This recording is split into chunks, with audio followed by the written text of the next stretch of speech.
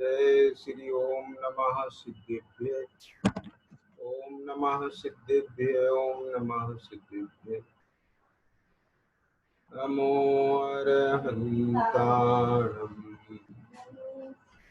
नमो सिद्धाणं नमो आयर्याणं नमो अध्यायाणं नमो लोये सवसाम्।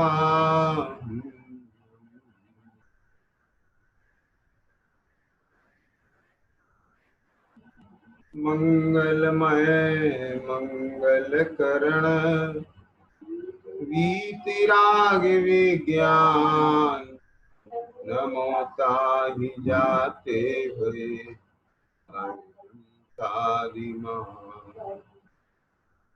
करि मंगल करि हूँ महा ग्रंथ करन के काज जाते मिले समाज सब पावे निज करेगा।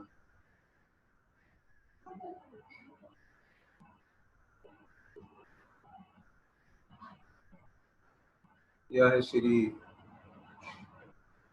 मोक्ष मार्ग प्रकाशक जी शास्त्र विराजमान है। रहस्यपूर्ण चिट्ठी के आधार से अपनी चर्चा चल रही है। वही सम्यक्ति कदाचित स्वरूप ध्यान करने का उद्यमी होता है।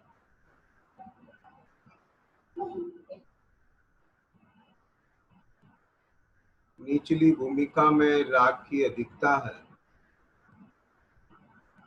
यद्यपि ख्याल तो रहता है, लेकिन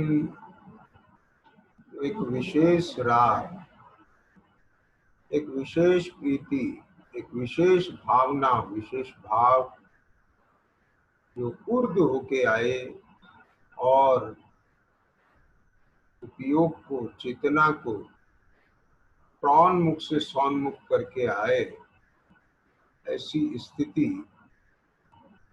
बहुत शीघ्र शीघ्र नहीं होती है। मुनीश्वरों के तो बहुत शीघ्र शीघ्र होती है। ग्रस्त दशा में राग का उदय है, विकल्प बहुत है। मुनीश्वरों के तो ज्ञान ध्यान तपो रखता, ध्यान और अध्ययन चिंतवन यही मुख्य कार्य है। किंतु निचली भूमिका में अभी आसक्ति है, राग है, इसलिए विकल्प भी है। तो यहाँ कदाचित शब्द इसीलिए डाला है। स्वरूप ध्यान करने का उद्यमी होता है, वहां प्रथम भेद विज्ञान स्वपर का करे कि जैसे ही अपने स्वरूप की याद आती है तो जो उपयोग चेतना वर्तमान पर्याय जो परोन्मुख होकर के यह 9 कर्म में तो गे बना रही थी, वहां से वह सिमटती है, लौटती है। अहो यह मैं नहीं, यह मेरे नहीं, मैं इनका करता नहीं, ये मेरे कर्म नहीं। ये 5 इंद्री के भोग विषय ये मेरे भोग नहीं है, मैं इनका भोगता नहीं। अरे मैं तो एक चैतन्य हूं। जीव का जो पारमार्थिक स्वरूप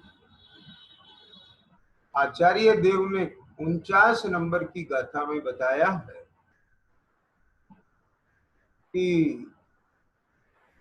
अरसम रूपम गंधम, जिसकी चर्चा बहुत विस्तार से अपने सवेरे की स्वाध्याय में चली थी। तो वह सारा पूरा का पूरा मानो एक साथ एक एक पर द्रव पर भाव, उसमें किसी को ऐसे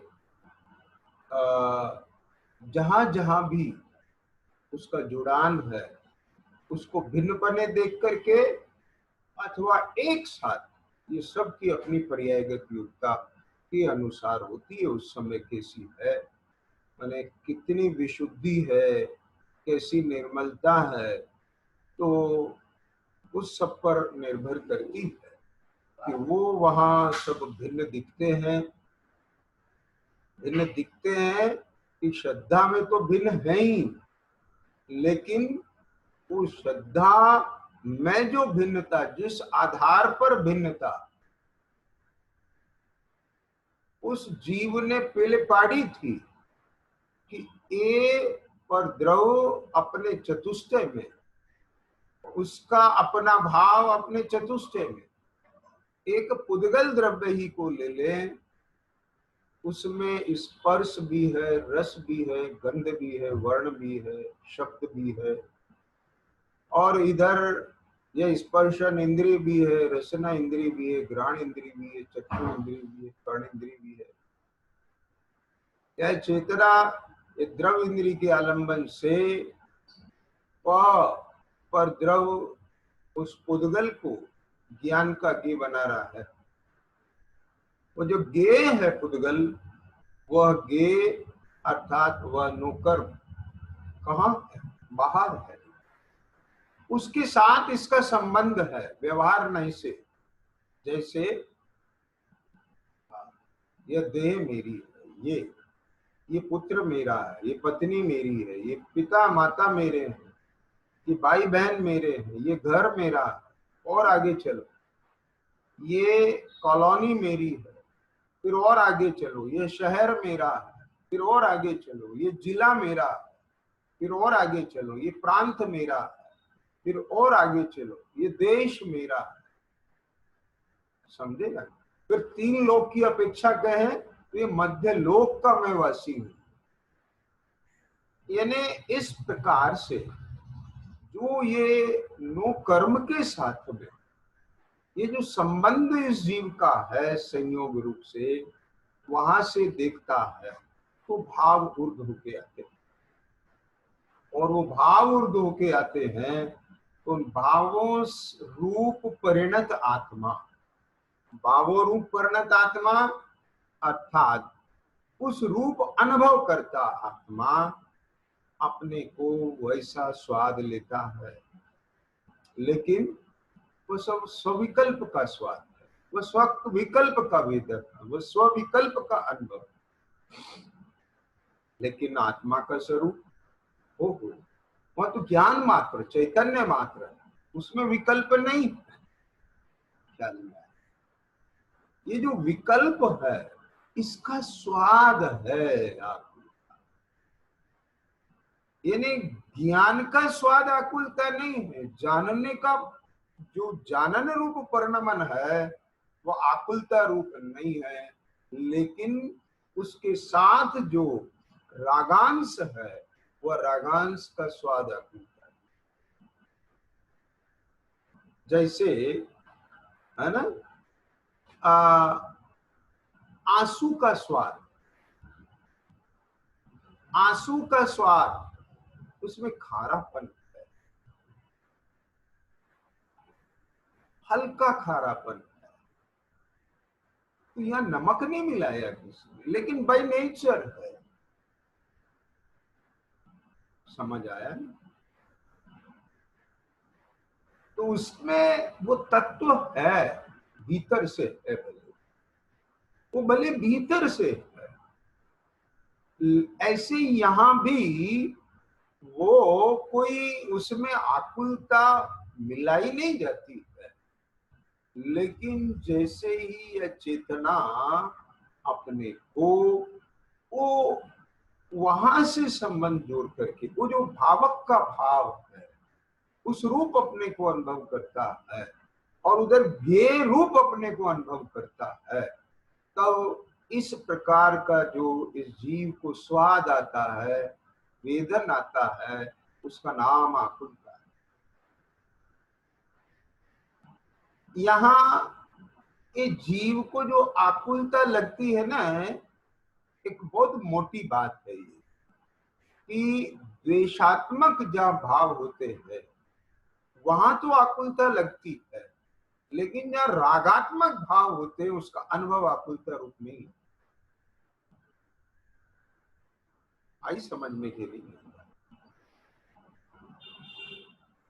माने मन के प्रतिकूल संयोग गे बने, मन के प्रतिकूल संयोग गे बने, तो वहां आकुलता लगती है। और मन के अनुकूल संयोग गे बने, वहां आकुलता लगती है।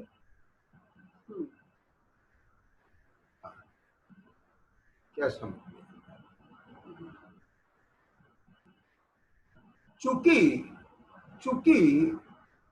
इसको मोह के उदय में एक रागात्मक भाव के साथ भाव भाषण है, एक द्वेषात्मक भाव के साथ भाव भाषण। इसके राग और द्वेष का ही निरंतर परिणमन है। एक भाव राग है, एक भाव द्वेष। ये दोनों भाव वास्तव में तो भावक कर्म का भाव है।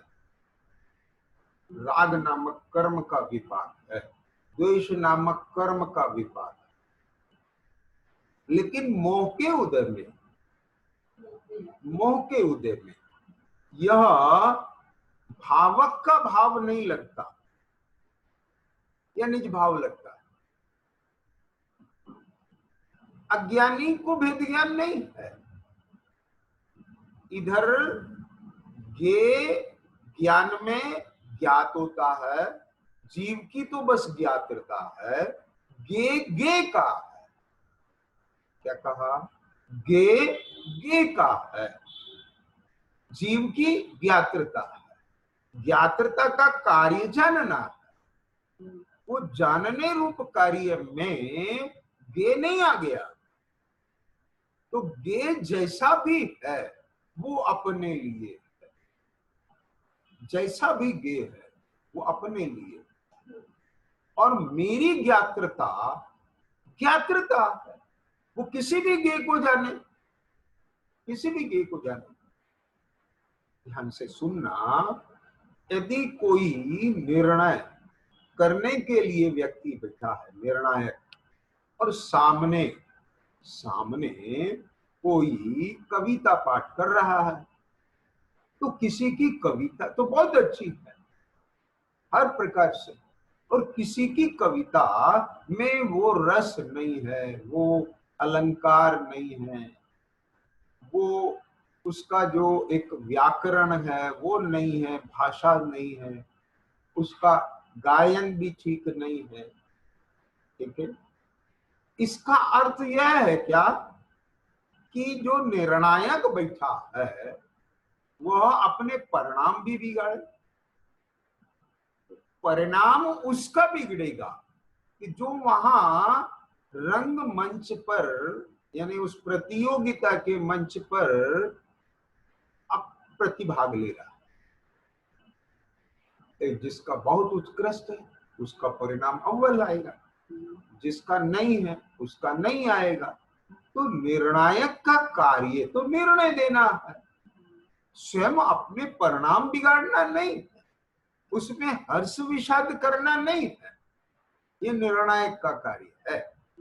लेकिन वह निर्णायक भी, ध्यान से सुनना, वह निर्णायक भी हर्ष विषाद करता हुआ दिखता है, वो उसका व्यक्तिगत मामला है। क्या? इसलिए कभी कभी क्या होता है कि किसी निर्णायक के जो अपने मनोनुकूल परिणाम दिखाई देता है वो उसे अव्वल दे देता, जबकि वो अव्वल के लायक नहीं। तो यह निर्णायक ऐसे व्यक्ति को बनाना चाहिए कि जिसकी दृष्टि, जिसकी सोच अपनी भावनाओं से ऊपर यथार्थ के धरातल पर खड़ी होकर के उस सामने वाले को देखे। यदि निर्णायक यथार्थ की भूमि पे खड़े होके अपने मनोभाव से ऊपर उठ करके उस धरातल पे जाके नहीं देखने वाला है, वो व्यक्ति का व्यक्तित्व, उसे निर्णायक नहीं बनाना चाहिए। ख्याल में आई नहीं बात? क्यों? क्योंकि वो निर्णायक सही निर्णय नहीं देगा, वो मोह से निर्णय देगा। ख्याल में आ गया ना? वो न्यायोचित कार्य नहीं करेगा, वो अपने मन से देगा, यथार्थ निर्णय नहीं कर पाएगा। समझ आ गई बात? तो वो निर्णायक अलग चीज है, निर्णय अलग चीज है। तो ऐसे ही ज्ञाता का कार्य गे को जानना है, जैसा है वैसा जान लिया। अब उसके बारे में अगर कोई पूछे एक गे कैसा है, कि ऐसा है, बता दिया, काला है, पीला है, मीठा है, खारा है, जैसा है वैसा बता दिया। लेकिन उससे स्वयं को प्रभावित करना और स्वयं को प्रभावित करके वहां सुखी दुखी होना, यह तो कोई साइंस की बात नहीं है, यह तो कोई समझदारी की बात नहीं है। लेकिन ऐसा होता क्या? मोही प्राणी है। मोही प्राणी तो जब भी किसी भी गे को गे बनाएगा तो वहां निश्चित राग द्वेष करेगा और उसका अनुभव करेगा, हर्ष विषय। जो तत्वज्ञानी जीव है उसके उस श्रद्धा को जब यहाँ लेकर के यहां से देखता, तब उसको समस्त गे रूप भासते। इसमें क्या अच्छा हुआ? पर पदार्थ नहीं खोटा चोखा, नहीं सुख दुख देने वाला, इस तनिष्ठ की मान्यता से ही मूर्ख भटकता मत वाला। तो वहां उसके मत वाला पना नहीं है, नशा नहीं है। ज्ञानी के भी वो मोह का नशा आता है, लेकिन दर्शन मोह का नहीं आता, चारित्र मोह का। यदि उस नशे में वो यथार्थ से भटक जाए, उसको यथार्थ तत्व की प्रतीति ना रहे, तो वो समझ लीजिए कि दर्शन मोह के नशे में भी है। लेकिन यदि प्रतीति सुरक्षित है तो उपयोग रूप वो वहां के नशे में, जैसे पहले बहुत अच्छे से चर्चा आई थी कि सम्मेल शिखर में है, तो वो वहां के नशे में है। वो एक नशा, भावों का नशा, समझ में आ गया? धर्मानुराग, भाव का नशा, उसमें ये चैप्टर है अपनी जगह। लेकिन वो भ्रमित ही हो जाए, मैं कौन हूं, मेरा घर क्या है, वो निर्णय ही समाप्त हो जाए, बच्चा जहां जाए उसे ही अपना घर मानने लग जाए, कभी वो शुभ में कभी अशुभ में, कहीं यहाँ कभी वहां, जो भी देखे उसे ही, मतलब तो वो एक भ्रम की स्थिति वो खड़ी। किसी भी एक जगह को मान करके बैठ जाने से भी काम नहीं चलेगा। जैसे ये आत्मा इस शरीर को, इसको अपना स्थाता का स्थान मान के यही मैं हूं, तन्मय, लेकिन क्या यह मैं हूं यथार्थ है क्या? नहीं है ना। इसलिए जो यथार्थ नहीं है, अयथार्थ है, वो प्रतिभाषित हो रहा है, इसे भास रहा है, और जो है वो नहीं भास रहा है। बस यही तो दर्शन है। ख्याल में आ गया? तो ज्ञानी को ये नहीं है, वो प्रतीति उसकी सदैव है। लेकिन अभी क्या हो रहा है? अभी वो नशा चढ़ रहा है।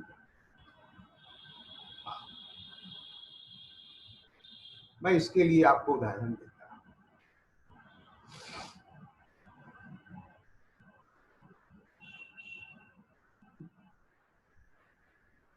कि जब बनारसी दास जी के सामान को, कपड़े को बांध के बड़े बड़े गट्ठर ये चोर घर पे आ गए, बड़े भारी गट्ठर, जो कि संभव नहीं है व्यक्ति स्वयं उठा के सिर पे रख ले, और वो गट्ठर लाके उन्होंने पटके, तो माँ ने देख करके आश्चर्य व्यक्त किया। अब ये चारों बेटा इतने नशे में थे कि उनको तो खुशी का पार नहीं है कि आज इतना मोटा माल हाथ लग गया। माँ देखो इतना बढ़िया माल हाथ लग गया, ऐसे बड़े बड़े गट्ठर ले आए।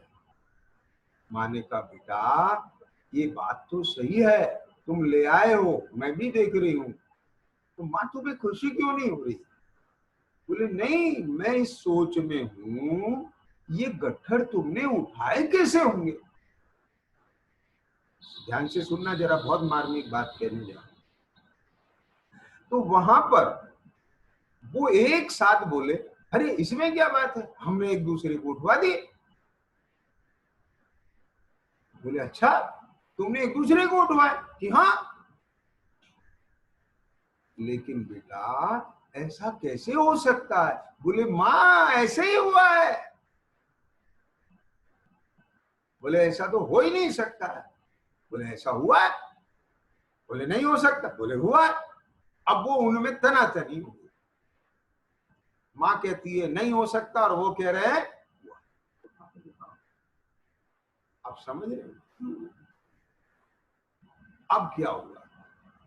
माँ को बहुत इस बात का अनुभव है जो बालकों को नहीं होता। माता पिता के अनुभव के सामने बालकों का अनुभव होना है। बुद्धि तेज हो सकती है, अनुभव नहीं हो सकता उनका। क्या समझना? अनुभव समय के साथ होता है और प्रैक्टिकल एस्पेक्ट है, वो थ्योरेटिकल एस्पेक्ट। क्या समझ में आया? इसीलिए आज की जनरेशन जरा सा कुछ होए तो फड़फड़ा जाते हैं, अब क्या करें। और जो अनुभवी होते हैं वो नहीं कुछ नहीं, हेलो अभी 1 मिनट में सॉल्व हो जाता है। तो माँ को ये टेंशन थी, ध्यान से सुनना, कि चोर को सबसे बड़ा खतरा गवाह से होता है, कोई देख ना ले। और मां समझ गई कि ये बड़े बड़े गट्ठर इन्होंने खुद नहीं उठाए, एक दूसरे ने उठवाए। तो 3 को तो ये काम संभव है कि चौथे ने उठवा दिया तीसरे को, लेकिन अंतिम को किसी ने उठवाया, इसका मतलब 5वां व्यक्ति वहां मौजूद था। और ये समझ नहीं आता। हाँ, नशे में चारों बेटा थे, मां नहीं थी नशे में, इसलिए मां का ज्ञान काम कर रहा है। ध्यान से सुनना जरा बात। इधर भी जब इस जीव के क्या कहा, कषाय का नशा चढ़ा होता है ना, भले वो लोभ कषाय का हो, मान कषाय का हो, माया कषाय का हो, क्रोध कषाय का हो, जब नशा चढ़ा होता है, आश्चर्य आदि कोई भी है, चारित्र मोह का ही नशा चढ़ा होता है, तब सूझता नहीं है तीव्रता में।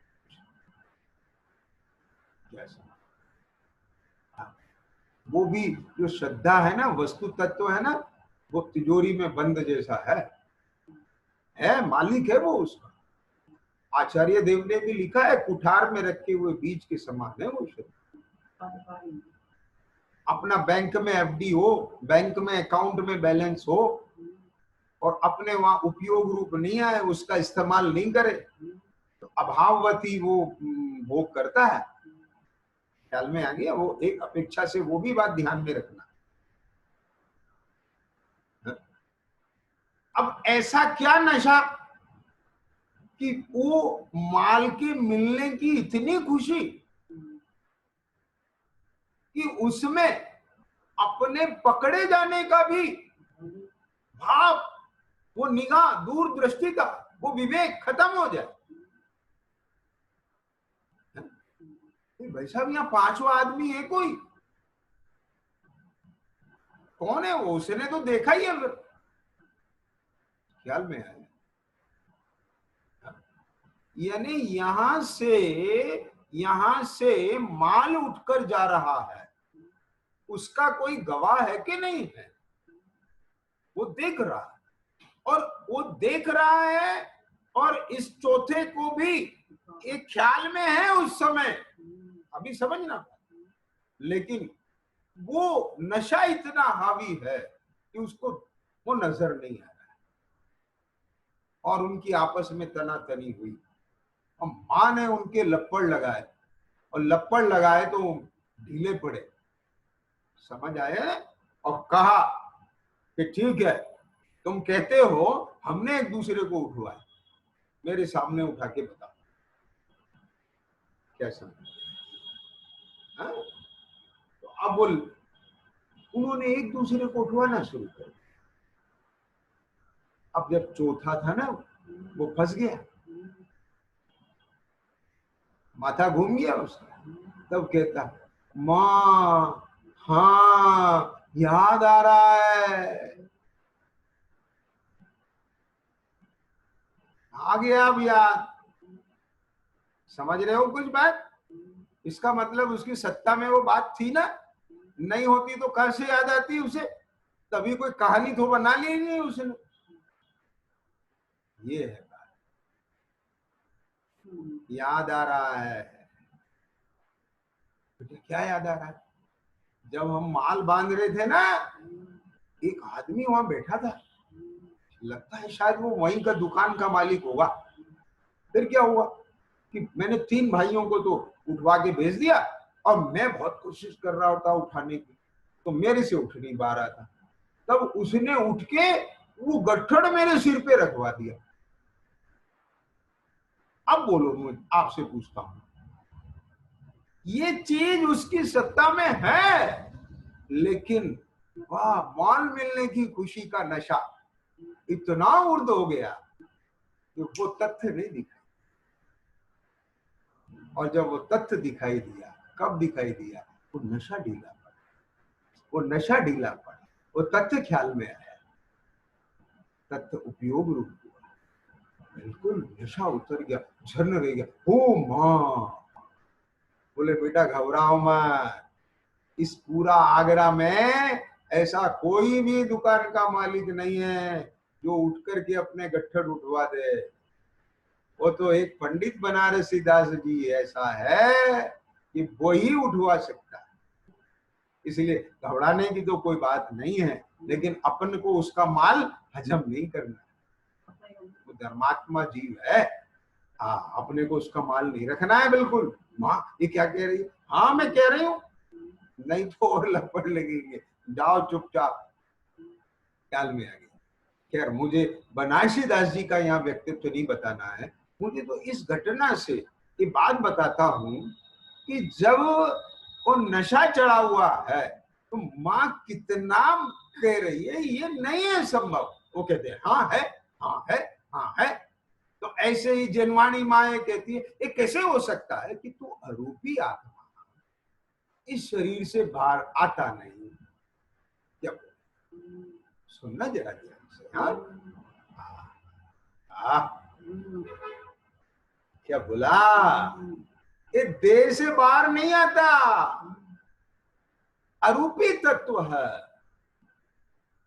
ये परद्रव जो इसे छू भी नहीं रहे हैं, अभी तुम ये यहीं से ले लो, नहीं छू रहे, तो वे तेरे कर्ता और भोक्ता कैसे हो सकते, और तू उनका कर्ता और भोक्ता कैसे हो सकता? नहीं, कैसे नहीं होता।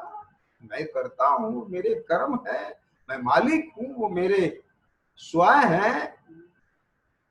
ये अज्ञानी स्वीकार करने तैयार नहीं है, लेकिन ये ज्ञानी जैसे ही ख्याल आता है, इतर पड़ी है। प्रथम वेद विज्ञान स्व पर खाकर, ये जो इधर नशा चढ़ गया उधरता है, जैसे अभी चल के आया है, समझ आ गया ना? वो जो रास्ते की दुनिया की वाइब्रेशन से जो उसका प्रभाव है, किसी के 5 मिनट में उतर जाता है, एकदम रिलैक्स होता है, चलो भैया काम में लगते हैं। किसी को 15 मिनट लग जाता है, किसी को आधा घंटा लग जाता है। आई बात समझ में? ऐसे ही पर संबंधी जो उसको मोह का नशा है नशा स्वीकार करना पड़ेगा, जिसके अंदर उसके इष्टानिष्ट के भाव चल रहे, बुद्धि नहीं है, विकल्प तो चल रहे हैं ना, कर्ता के भाव तो चल रहे हैं, ऐसा करना है, जाना है, अरे वो आया नहीं उसका ऐसा करेंगे, इस संबंधी भाव तो चलते कि नहीं चलते। अंतर में ऐसी श्रद्धा नहीं है उसको, सम्यक्ति को ऐसी बुद्धि नहीं, परंतु एक समय की पर्याय में वर्तमान में तो संबंधी भाव अच्छा बुरा लग रहा है। हाँ, तो पर जितने भी ये सविकल्प दशा के भाव है तो उनका अनुभव भी है, स्वाद भी। अब जैसे जैसे वह नशा ढीला होता है, इधर का स्वाद आता है। सुनना ध्यान से, जैसे जैसे ज्ञान विज्ञान घन होता है, तैसे तैसे आश्रव से निवृत्त होता है, जैसे जैसे आश्रव से निवृत्त होता है, तैसे तैसे विज्ञान घन होता है। क्या बोला? हाँ, समझ आया कि नहीं आया?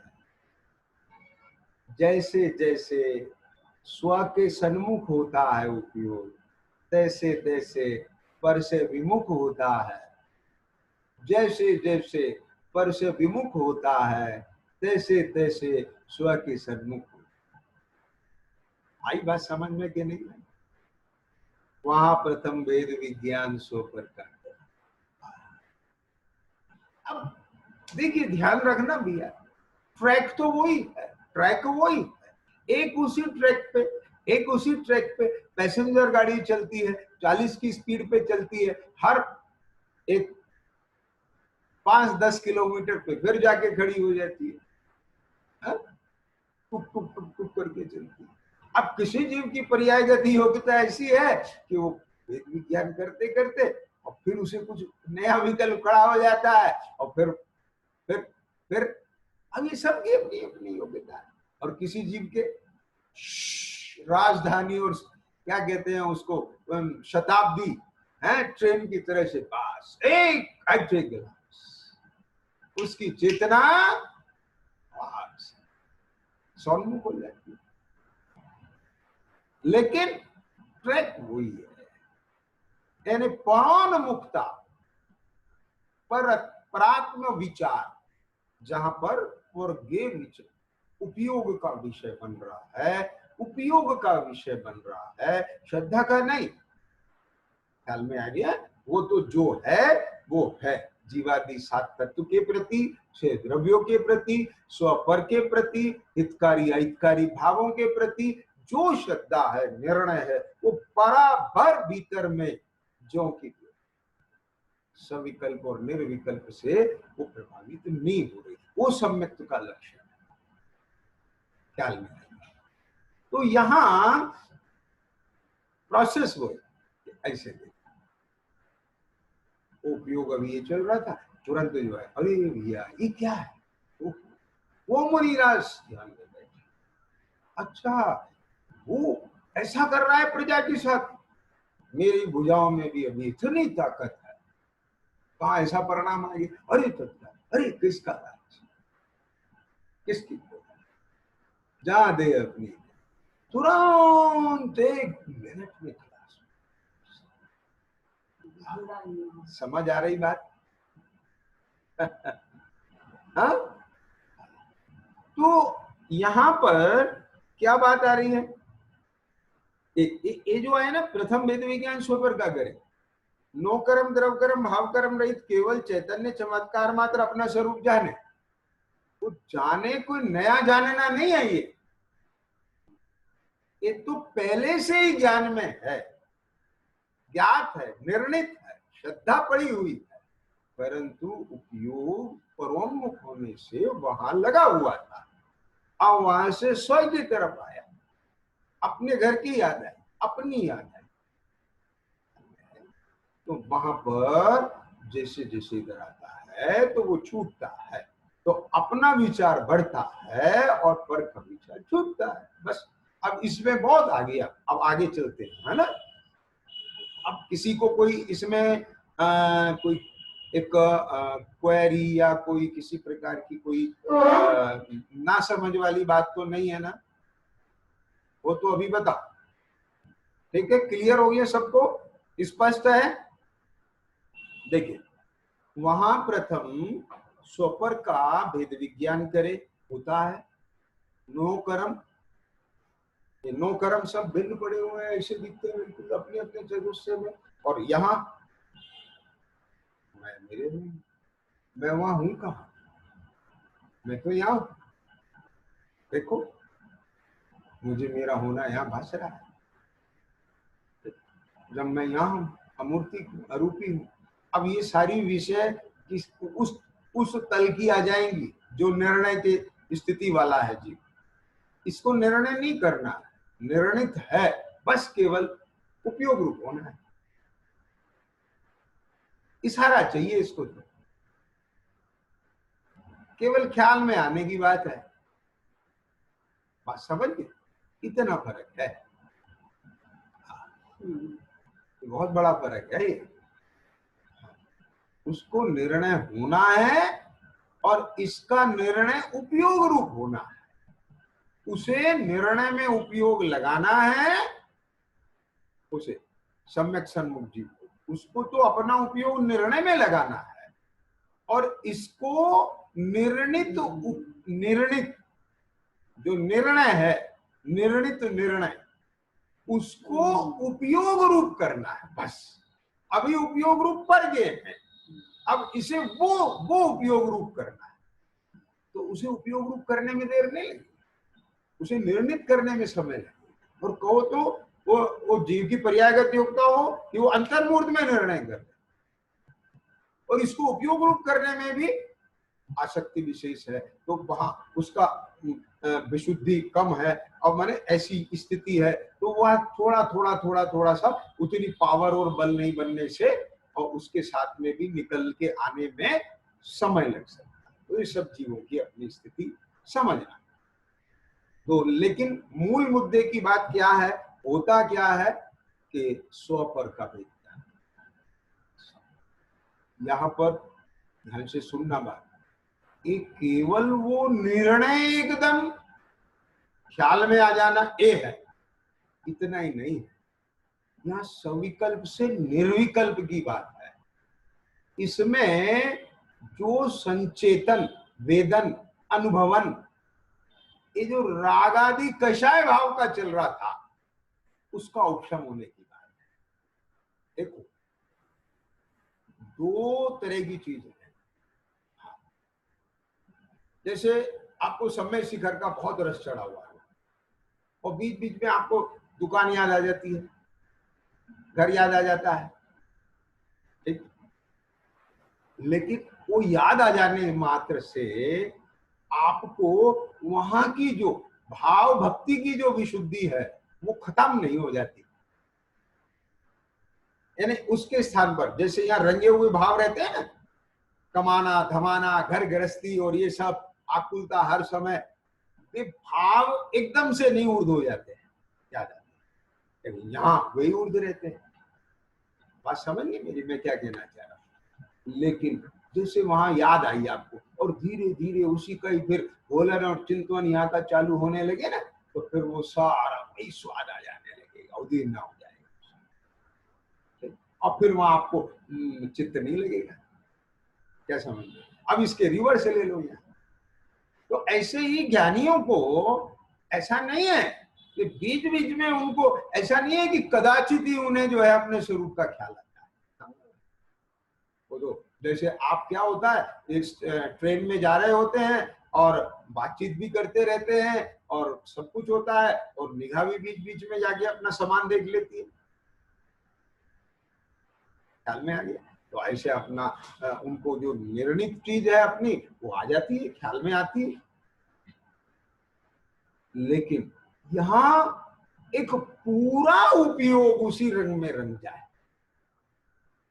किस रंग में रंग जाए? चैतन्य के रंग में रंग जाए। और चैतन्य के रंग में रंग के वो जो विकल्प, विकल्प माने कषाय से अनुरंजित परिणाम, राग द्वेष रूप विकल्प रूप, वो रंग उतर जाए, वो निर्विकल्पता। वो केवल याद आने से नहीं होती है निर्विकल्पता, ख्याल आ जाने से नहीं हो जाती है निर्विकल्पता। और वो ख्याल भी ऐसा नहीं है, उसका धारणा का बल है, श्रद्धा का बल है उसमें भी। हाँ, अब वहां सम्य शिखर से आपको आपका घर याद आया, आपको आपका परिवार याद आया, तो अब उसमें ऐसा डाउटफुल नहीं है कि है भी कि नहीं है। आपका बच्चा विदेश में रह रहा है, आप कहते हो हाँ एक लड़का साहब अमेरिका में रहता है, लेकिन इतना कहने से आपको भजन है पूरा, मेरा एक बेटा अमेरिका में है, पक्का है। लेकिन जिससे आप बात कर रहे हो उस समय जिस कषाय का आपको वर्तन चल रहा है, मान कषाय से आप ये बात कह रहे हो, अथवा जिस भी भाव से रंगे हुए आप ये बात कह रहे हो सामने वाले से, वेदन तो उसी का चल रहा है ना। तो आपको है, उसका बल है कि मेरा एक बेटा अमेरिका। लेकिन ये कहते ही कदाचित और अब तक एकदम से आप कुछ टच में और बस उसी में खींचते चले जाए मैग्नेट की तरह से, और बस वही उपयोग में साकार हो, और ये सारा उतर जाए नगर नशा रंग उतर, और बस आप उसी के भाव में ही पूरी तरह घुल गए। ये अलग चीज है, क्या समझते हैं? और वो निर्णय बना रहना, श्रद्धा का बल रहना, वो अलग चीज है। तो यहाँ जो चर्चा चल रही है, ये चर्चा सविकल्प से निर्विकल्प की चल रही है।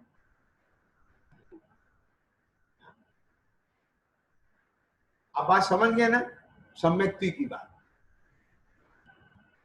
तो जो सुख है, ये दोनों है, इस श्रद्धा का भी सुख है।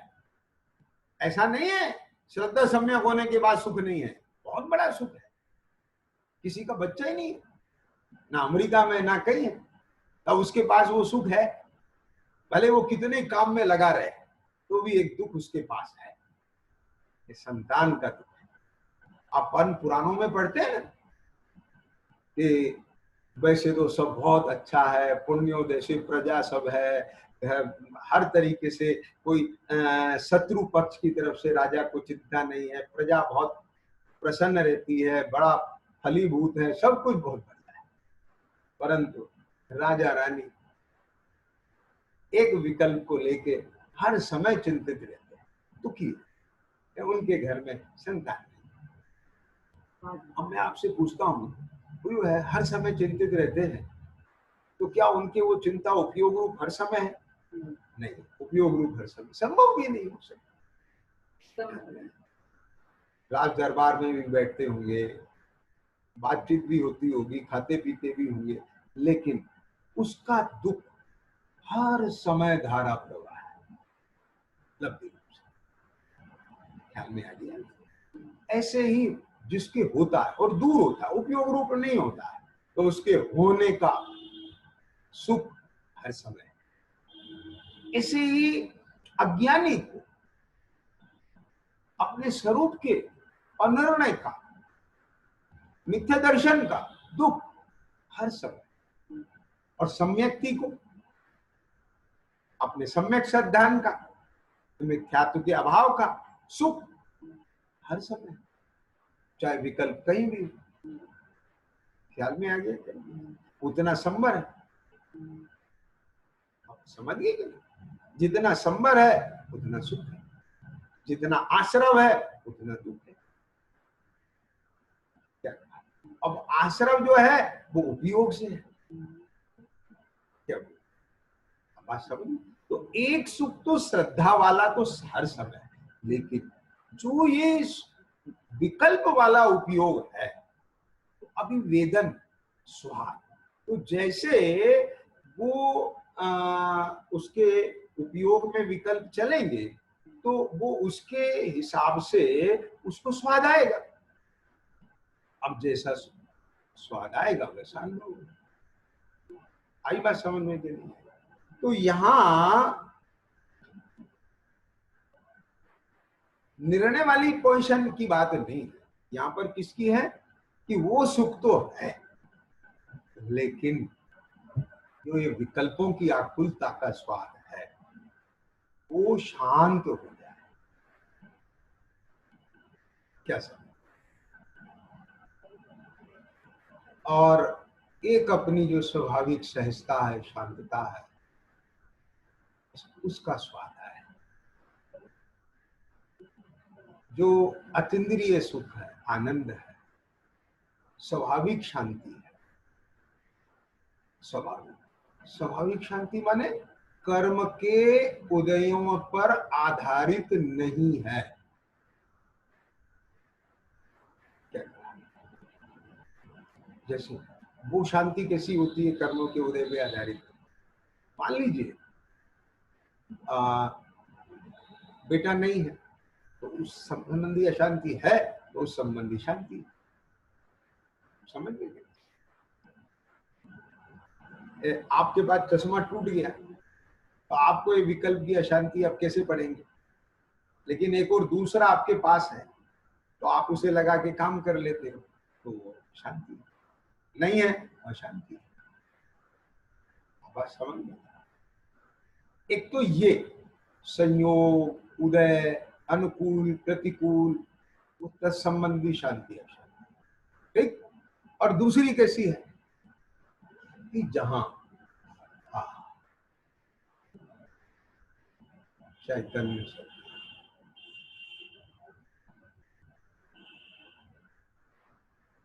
यहाँ अपने स्वभाव, निज भाव से अपने को देखना, यह देखना हो रहा है मैं मात्र ज्ञान, दर्शन, उपयोगमय, चैतन्यमय, ये विचार नहीं माने विकल्प नहीं, वेदन भाषण हूँ निरंतर अपने से, पर से नहीं, मेरा होना मेरे से, पर से नहीं।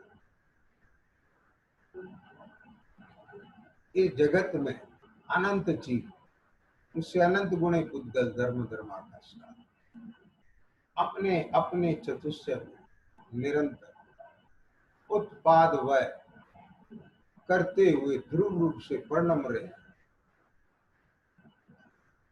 मैं भी मेरे में अनंत गुणों में परिणमते हुए ध्रुव शाश्वत,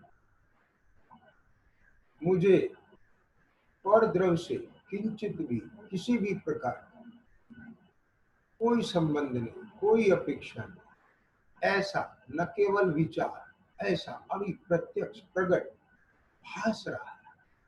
वह अपनी स्वतंत्रता, स्वाधीनता, अहेतुकता भास रही है। अपनी सत्ता, अपना स्वभाव, अपने में भिन्नपने, अपने से अभिन्नपने भास रहा है। अब वे ही परद्रव जो अभी परिणमते हुए इधर विकल्प के हेतु बन रहे थे, अब वह इधर वो अपने में वैसे ही परिणम रहे हैं, लेकिन वो अब यहाँ विकल्प के हेतु नहीं बन, विकल्प उत्पन्न नहीं कर रहे। कदाचित उनका वो परिणमन ज्ञान का ज्ञ भी बन जाता है तो भी अप्रभावित बना, हाँ वो गे बना रह जाए और ये यहाँ से च्युत हो जाए, तब फिर वो उदय आ जाएगा। लेकिन बीच में एक झलक बताने से मेरा तात्पर्य इतना है वो उनके कारण विकल्प नहीं, ये अपनी ही पर्यायगत योग्यता के कारण यहीं से वो कारण बन रहे हैं तो भी यहीं से, और नहीं बन रहे हैं तो भी यहीं से। क्यों? परद्रव अभी भी वही है, उसका परिणमन भी वही है, लेकिन ये परिवर्तन आ गया, उससे हो तो अभी भी होना, उससे नहीं। मैं ही मेरा करता धरता,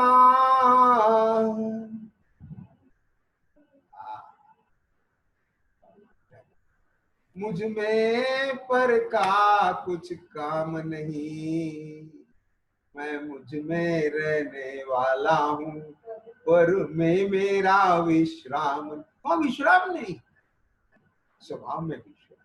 विश्राम माने जब विकल्पों का तोला नहीं। ये राग द्वेष का द्वंद कब तक? जब तक अज्ञान खड़ा हुआ है तब तक। कलश लिया हमने, ये राग द्वेष का द्वंद तभी तक चलता है अपने स्वरूप में। यहाँ मुझे एक परद्रव, एक परमाणु भी निजपने भास नहीं रहा। अपनी समग्र चैतन्य सत्ता, अपना एक चिन्मय भाव, ज्ञान भाव, बस यही मुझे मुझरूप भास रहा। कहाँ है यहाँ? कुछ नहीं है जहाँ राग द्वेष का अंश नहीं है।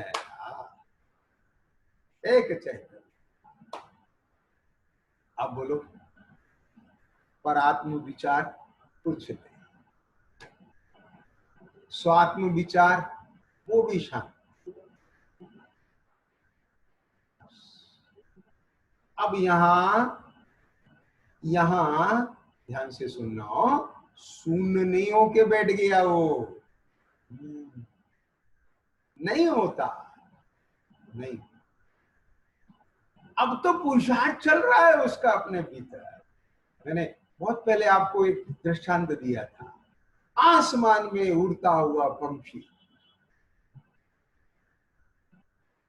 ऐसे पेंग बढ़ाता है, और पेंग बढ़ाने के बाद शांत, बहुत समय नहीं रहता है ऐसा शांत, फिर बीच में पेंग बढ़ाता, फिर शांत, फिर पेंग बढ़ाता, फिर शांत। ऐसे ही यहाँ सन्मस्त का उपयोग नहीं टिकता। जघन्य ज्ञान ऐसा ही होता है, अवलंबन चाहिए। अब यहाँ संवेदन तो एक शांतता, संचेतन अपनी चैतन्यता का उपयोग पूरी तरह से मानो अब अपने घर में है। पहले भी अपने घर में था, लेकिन पूर्वी बन रहे थे, भावक का भाव उस रूप अपना अनुभव करते हुए भाव्य रूप पर नम्रा था। मानो में गेय हो गया, मानो में भावक हो गया, ऐसा अनुभव करता था अज्ञानी। ज्ञानी के अनुभव वैसा हो जाता है, परंतु बुद्धि नहीं, श्रद्धा नहीं होती। उपयोग रूप क्या मलिनता, शुभाशुभ उपयोग होता है, निर्णय नहीं होता, सम्यक प्रतीति रूप रहता है। कषायों की ताकत उतनी नहीं रहती, कषाय फिर भी रहती है, क्रोधादि भाव रूप परिणाम होते हैं, लेकिन ऐसे अनंतानुबंधी जैसे नहीं होते, फिर अप्रत्याख्यान जैसे नहीं होते, फिर प्रत्याख्यान जैसे नहीं, बराबर। इन्हीं का नाम गुण स्थान, ठीक है। तो वहां अपनी शांति, ध्यान से सुनना, अपने में अपना ही वेदन संवेदन शांतता, पर से भिन्नता अभिन्नता, अपने से भिन्नता, बस अपने में अभिन्न हुआ, भेद विकल्प छूटे, मैंने विचार भी शांत एक तरह से, बस उसका संवेदन से संबंधी विचार, बस मैंने जानन पना, अभेद पना, जानन पना। फिर अब उसमें टिकना नहीं होगा ज्यादा देर, तो अब यहीं रह करके फिर से अपनी निरपेक्षता दी। उसके लिए बहुत हिलने की जरूरत नहीं होती, हिलता नहीं है बहुत इशारे में। जैसे बहुत सारे लोग होते हैं ना, किसी को तो चिल्ला चिल्ला के बोलो, पकड़ पकड़ के कहो तो भी नहीं करता, किसी को धीरे से कर लेता है, कोई केवल इशारे से कर लेता है, और किसी किसी की तो संवेदनशीलता इतनी हाई होती है कि आप इशारा भी नहीं कर पाते, इधर सोचते हो तो केवल सोचने मात्र से, केवल सोचने मात्र से समझ जाता है, ख्याल में आ गया। बस ऐसे इधर बस हल्के ही उपयोग है, बहुत ज्यादा हिलावट नहीं। आपने अपने को निरपेक्षता से देखो, कहाँ है अपेक्षा, बस निरपेक्ष देखा एकदम, फिर उसका सुख परिपूर्ण देखा, उसका सुख चैतन्य रूप देखा, उसका सुख स्वच्छ निर्मल देखा, उसका सुख। तो ऐसे ख्याल में आ गया, मैं देरू कहाँ हूं, मैं तो देखो ज्ञान रूप हूं, ज्ञान रूपी था, कहाँ है मेरे में एक चित्र होगा रूप से, ये 8 क्रम उनका कहाँ है, मुझे तो नहीं दिख रहा है। सामान्य शुद्ध माने ऐसा, तो ये खाली ऐसे शब्द प्रतिभाषित नहीं होंगे, वहां चिदानंद हूं, शुद्ध हूं, सिद्ध हूं, सिद्ध समान शुद्ध हूं, समझ में आ गया। वेदन भाव भाषा माने कोई गजब स्थिति अंतर की, ख्याल में आ गया ना।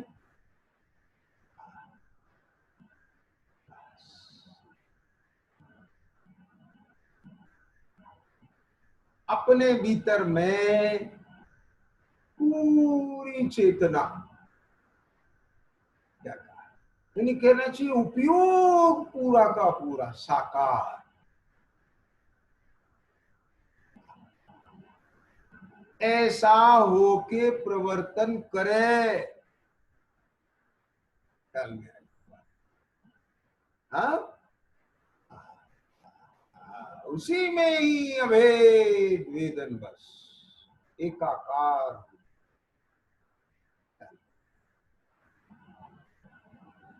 हाँ? ऐसी दशा का नाम निर्विकल्प अनुभव है, कोई विकल्प नहीं रहेगा, ख्याल में आ गया। यहाँ तो क्या कहा, अरे घर गृहस्थी के विकल्प छोड़ो, यहाँ तो मुक्ति का भी विकल्प नहीं, यहाँ तो अभी वर्तमान में अपने को मुक्त ही अनुभव कर, ऐसी दशा बस ये निर्विकल्प दशा। लेकिन ये केवल विकल्पों में बैठ के निर्विकल्पता नहीं है, वास्तव में परिणति सर्व विकल्पों से रही और एकमात्र चैतन्य का संचेतन, चिन्ह मात्र भाषण लगे, चिंता सब मिट जाए, हमें आ गया, चिंता से चिंतन में आए और फिर चिंतन भी शांत हो गया, केवल एक चैतन्य का अनुभव रह गया, बस ऐसी दशा का नाम निर्विकल्प है। और जो सम्यक की जीव है, धर्मात्मा जीव है, इस प्रकार सविकल्प से निर्विकल्प होकर के अपनी स्वाभाविक शक्ति को वृद्धिंगत करते हैं।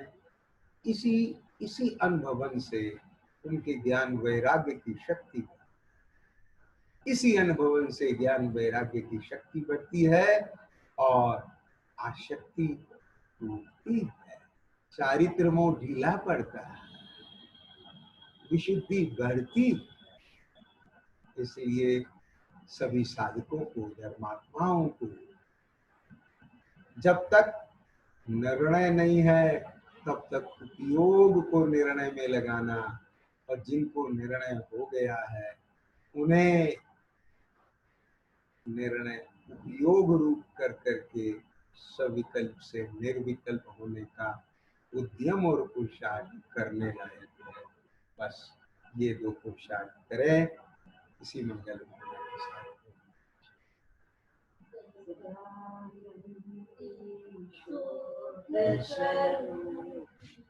अविनाशी में हाथ करूं, सच्चिदानंदी शुद्ध स्वरूप। अविनाशी में हाथ करूं, सच्चिदानंदी शुद्ध स्वरूपी अविनाशी